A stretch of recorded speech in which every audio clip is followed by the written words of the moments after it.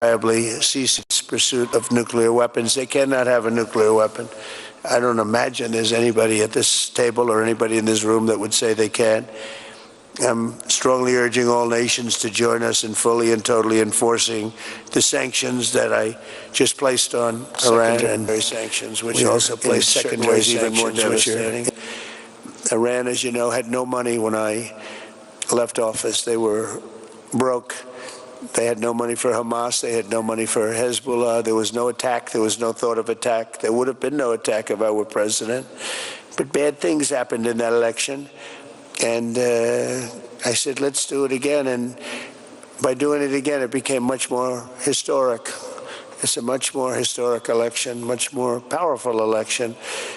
And we have a mandate. We won every swing state. We won by millions of votes. We won 2,750 districts. We call them districts. Out of a total, if you look at the number, it was 2,750 to 505. The whole map was red, red meaning Republican. So I will say recently we launched strikes on more than 1,100 Houthi targets in Yemen, as you know. And last week they agreed to stop. They don't want to be targeting our commercial ships anymore. They said that's enough, that's enough. We did about 52 days, 52 nights. It didn't end.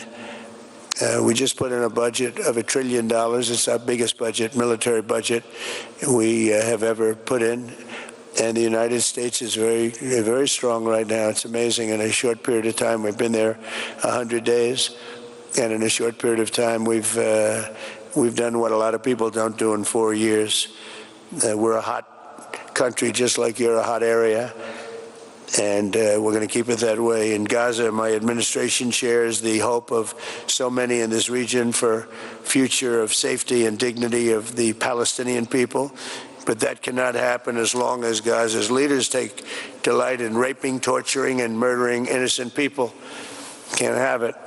I greatly appreciate the constructive role that the leaders in this room have played in trying to bring the terrible conflict to an end, including by helping secure the release of American hostage Edan Alexander. It was a big day yesterday, a very important day.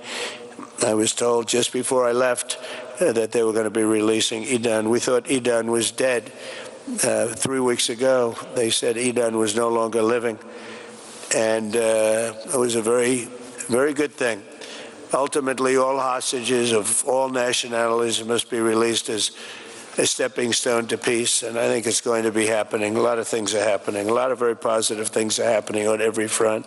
With the support of leaders in this room, and they're great leaders, you are, we are currently exploring normalizing relations with Syria's new government, as you know, beginning with my meeting with President Ahmed al-Shara and Secretary Rubio's meeting with the Syrian foreign minister in Turkey after discussing the situation with Crown Prince Mohammed and President Erdogan of Turkey.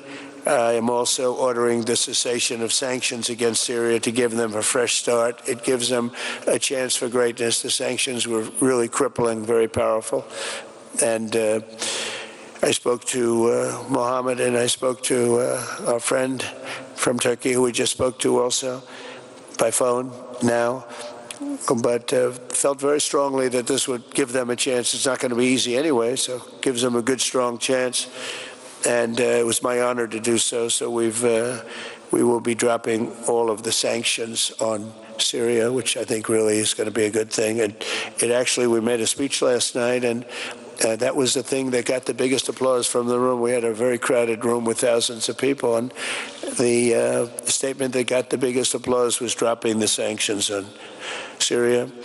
Likewise, in Lebanon, there's a new chance for a future free from the grip of Hezbollah terrorists if the new president and prime minister can rebuild an effective Lebanese state. We just appointed a very good ambassador, a friend of mine who's Lebanese, and I didn't even know that. And I said, why do you want to be the ambassador to Lebanon? That could be dangerous.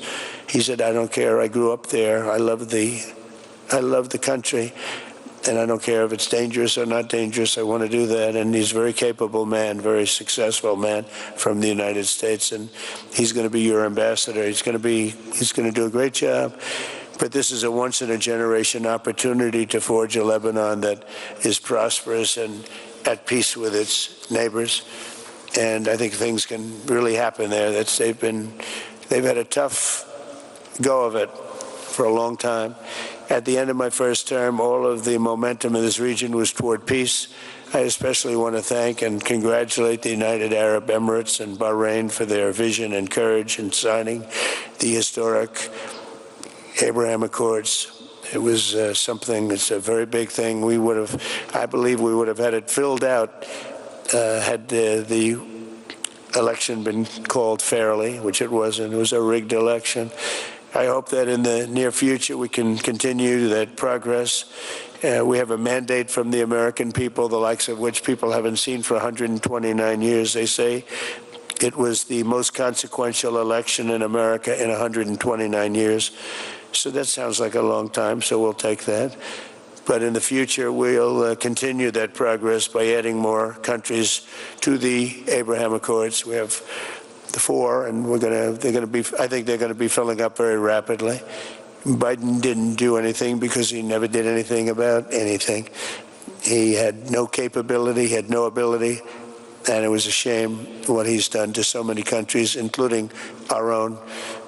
We had an interesting fact. About a year ago, there was a story that we're having a hard time getting enlistments into the military, and it was at the lowest level almost ever. People didn't want to go into our military, and it just came out last week. You probably saw that we have now the strongest enlistment in the history of our country. They say 38 years. One said 37, one said 32, and one said ever.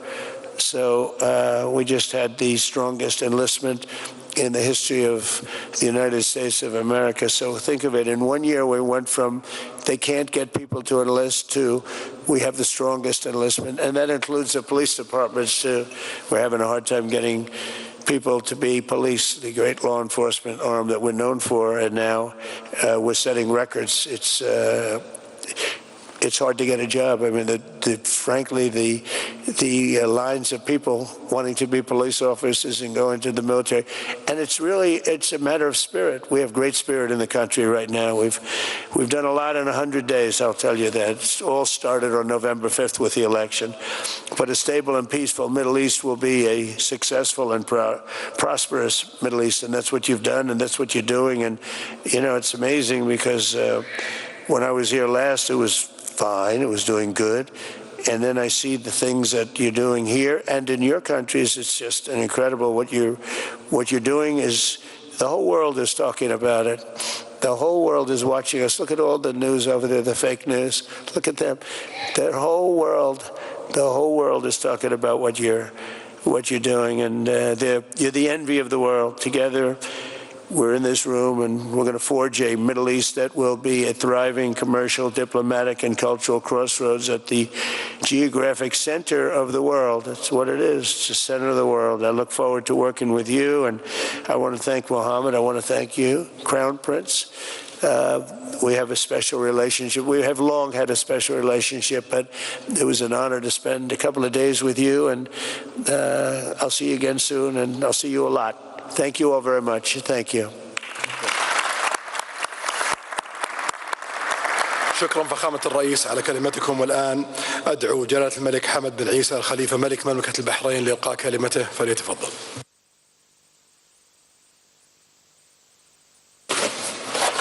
شكرا سمو الأمير. بسم الله الرحمن الرحيم. أصحاب الجلالة والفخامة والسمو،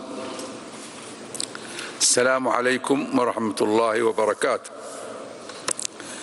يسرنا في مستهل كلمتنا أن نتقدم بخالص الشكر والامتنان إلى أخينا خادم الحرمين الشريفين الملك سلمان بن عبد العزيز آل سعود عاهل المملكة العربية السعودية الشقيقة، وإلى صاحب السمو الملكي الأمير محمد بن سلمان بن عبد العزيز آل سعود ولي العهد رئيس مجلس الوزراء على الدعوة الكريمة وما لقيناه من كرم الضيافة وحفاوة الاستقبال،